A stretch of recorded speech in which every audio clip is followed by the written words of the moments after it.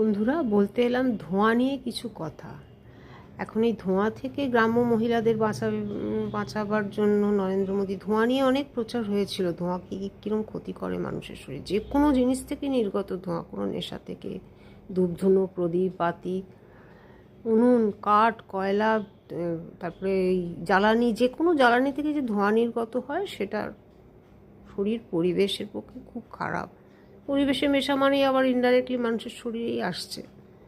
আর direct সে কাল না পরশু দেখলাম একজন উঠোনে, তার বাড়িতে গ্যাস আছে, উঠোনে একটা উনুন ধরিয়ে, এর আগে 2-4 বার দেখেছি, মানে তার মধ্যে কাঠ টাট পাতা টাতা দিয়ে জ্বালানি করে, যেটাতে বেশি গ্যাস পড়ে, যেমন ভাত বা আরও কিছু রান্নাবান্না, একদিন 2-3 দিন দেখেছি কমপ্লিট রান্নাও সেখানে করছেন, এবং সেখানে তার বয়স্কা মা বসে আছেন।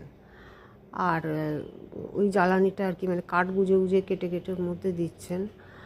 আর তার মেয়ে বলছে যে গ্যাস বাঁচাও, কাঠ দিয়ে, কাঠের জালে রান্না করো। তারা এমন কিছু একবারে ইন্টেরিয়ার ভিলেজেও থাকে না, বা এমন কোনো চিন্তাভাবনা দিক দিয়ে খুব পিছিয়ে আছে তা না, বাড়িতে আধুনিক সরঞ্জাম আছে, উন্নতি করবার আপ্রাণ চেষ্টা করছে, প্রচুর খাটে দেখলাম। কিন্তু এই ধোঁয়া বিষয়ে তার অসচেতনতাটা কেন আমি বুঝলাম না। এই যে গ্যাস কতটুকু টাকার গ্যাস বাঁচবে, সেই টাকা তো একটা ধোঁয়া থেকে খারাপ কিছু হলে তখন তো সেই টাকা সব বেরিয়ে চলে যাবে চিকিৎসার পেছনে। আর ধোঁয়া যে ভালো নয় সেটা তো এখন মনে হয় না আর জানতে কারোর বাকি আছে। তবু যাদের একেবারে উপায় নেই তাদের কথা আলাদা, কিন্তু যার বাড়িতে গ্যাস আছে সে আর কেন ধোঁয়াটা ব্যবহার করবে। এবং সেখানে তার বয়স্কা মা বসে আছেন দেখে আমি না বলে পারলাম না।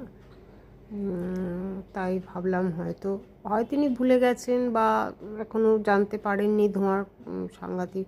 এই যে ভারত সরকার উজালা যোজনার ফ্রিতে গ্যাস কানেকশান গ্রামের মহিলাদের, ধোঁয়া কত ক্ষতি করে সেই তখন খুব ভালো করে প্রচার করা হয়েছিল, বলা হয়েছিল।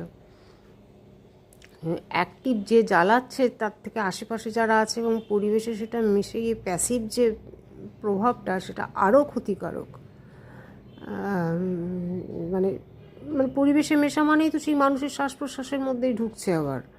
তাহলে আপনি এখান থেকে চিকিৎসা করবে, প্রিভেনশনটা আগে যদি না করি, রোগের কারণটাকে যদি আমি না অফ করি, তো ওষুধ খেয়ে আর চিকিৎসা করে পরে কী হবে? তাহলে তো আরও বেশি টাকা বেরিয়ে যাবে। সুতরাং এই দিকটা যেন সচেতন থাকেন। আর যিনি বললেন গ্যাস বাঁচাও, কাঠের জালে রান্না করো, তিনি যেন এটা না করেন। তার ভালোর জন্যও বললাম, সকলের ভালোর জন্যও বললাম। ধন্যবাদ।